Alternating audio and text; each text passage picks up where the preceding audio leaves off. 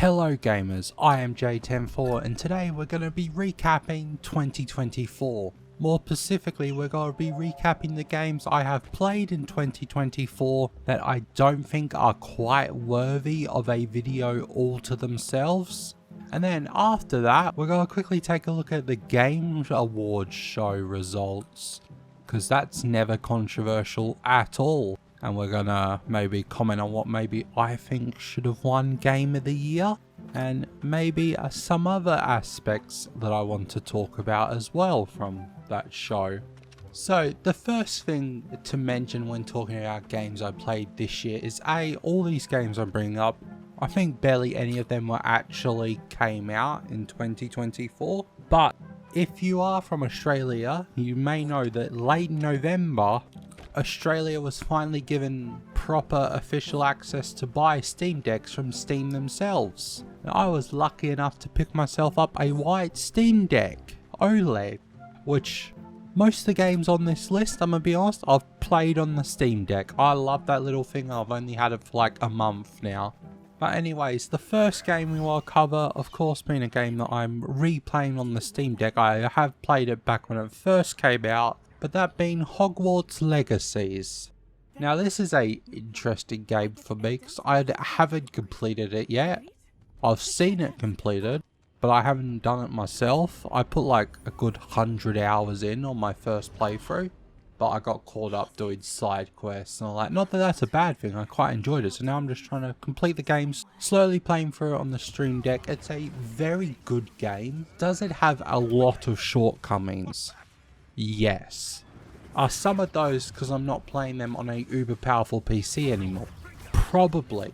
But also, I think we have to understand, if you look at the previous games developed by Portkey Games, there's not a lot. Well, the team behind Portkey Games, as I think everyone knows, they famously, before making Hogwarts Legacies, they made Cars 3, the video game, or something like that. Which, if you've seen any videos on my channel before, I'm a big fan of the Cars games, so maybe I'll get around to that game eventually. I also may get around to doing a video on Hogwarts Legacies. It's just I have, as I said, yet to complete it, and I don't really know how I would go about doing that, as it's quite a large game and there's lots of different aspects you could take to attack the video. But anyways, moving on to a game I have covered before on the channel. I just want to let everyone know I still play this game way too much, that being Star Wars The Old Republic. Now, of course, recently the game has been turned over from BioWare to Broadside Something Entertainment. Basically where MMOs go to die. I think this may have even happened a couple years ago. I don't remember exactly when it happened, but the MMO is still alive. They're not pushing out content like they used to. I don't think we're going to get another Shadows of Revan or Knights of the Eternal Empire level DLC drops for the game. But let's be honest, we won't go get those under BioWare anywhere. Like, have you played Legacy of the Sith? If you have, it's not as good as what came before, is it? But that's okay, because I still love SWTOR. I still get the game like a lot of money. Let me quickly do some math actually. Ready? Quick math. The subscription is $30 a month, and I buy the monthly one. I can't tell you why. There are 12 months in a year.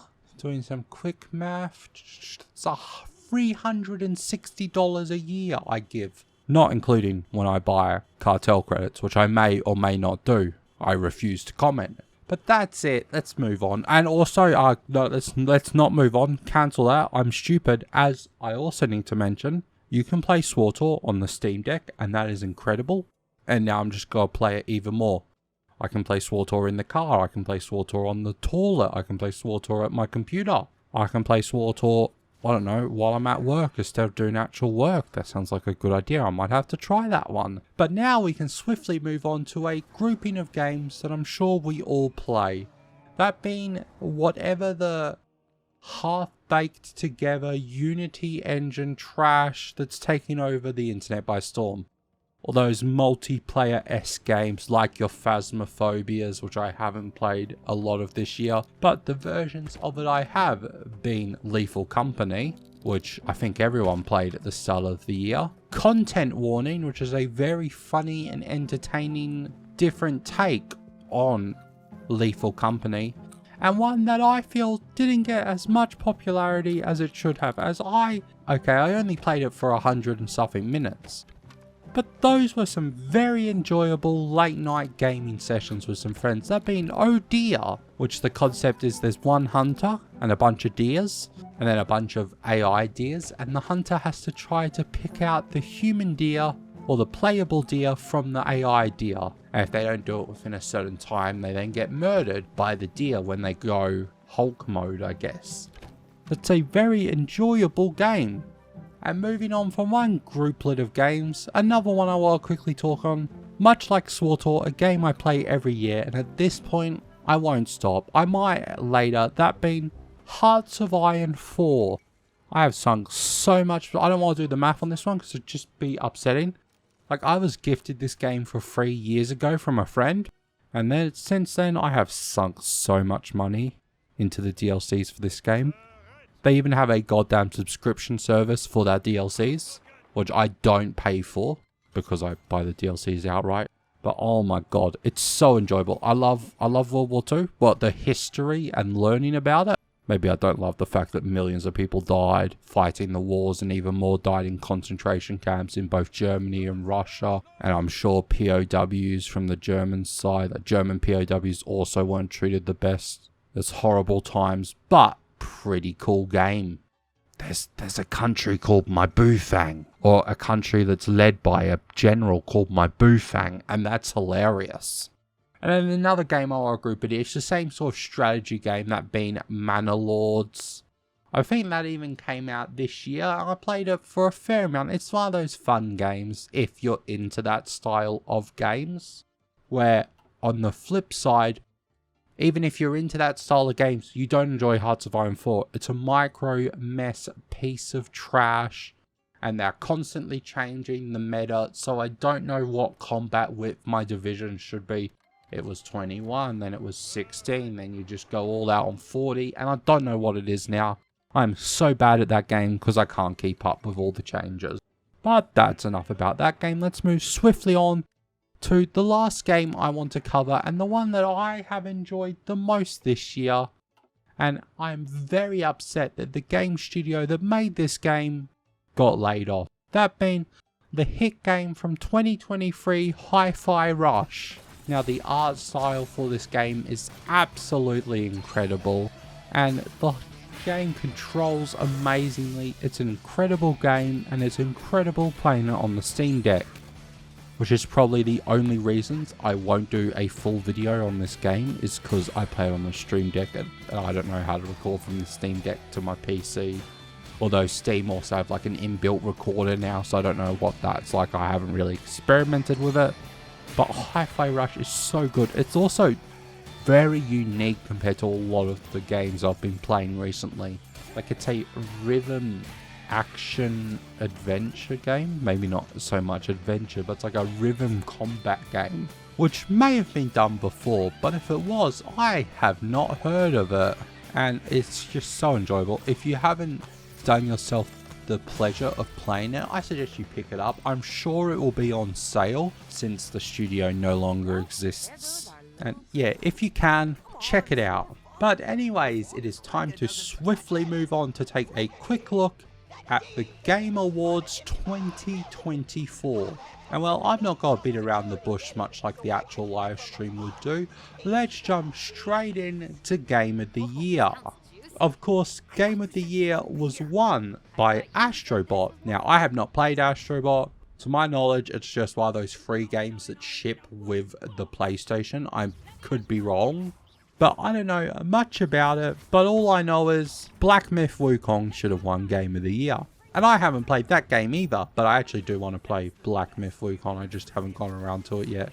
But then we move on to the next category, Best Adaptations. Now, usually in the past, like, who actually cares about video game adaptations? Like, most of the movies you used to get are absolutely trash. But I mean, we're on a bit of a roll. We've got The Last of Us TV show, we've got Arcane, we've got Fallout, which won the award, and that's all I can think of at the moment. I guess the Sonic movies. But yeah, those are obviously the two main characters, the two main categories from the Game Awards.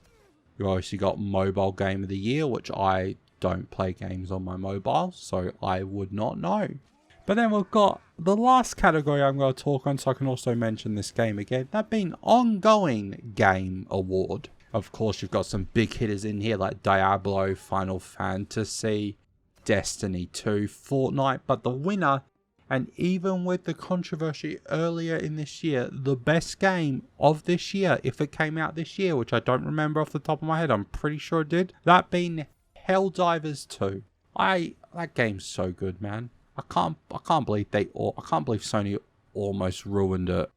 Like, that would have been a catastrophe if they ruined our game like that. But they didn't, luckily for us.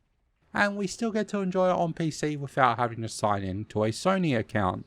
And just to confirm, I did look it up and it did come out in 2024. So I've changed my mind. Black Wukong should not have been Game of the Year. It should have been Helldivers 2. But anyways, this has been my sort of end of year recap. It's a bit different to what I did last year, where I ranked all the games I had played this year, or the years previous, in a video.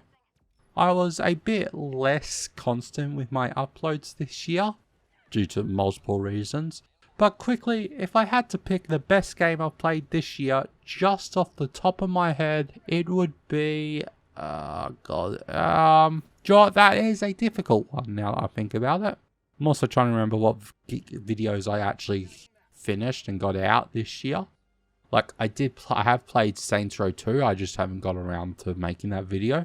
But it'd definitely be Saints Row 2. I goddamn love that game, man. Do you know what? I did Life is Strange 1 this year. I would probably say the best game I played this year is Life is Strange 1.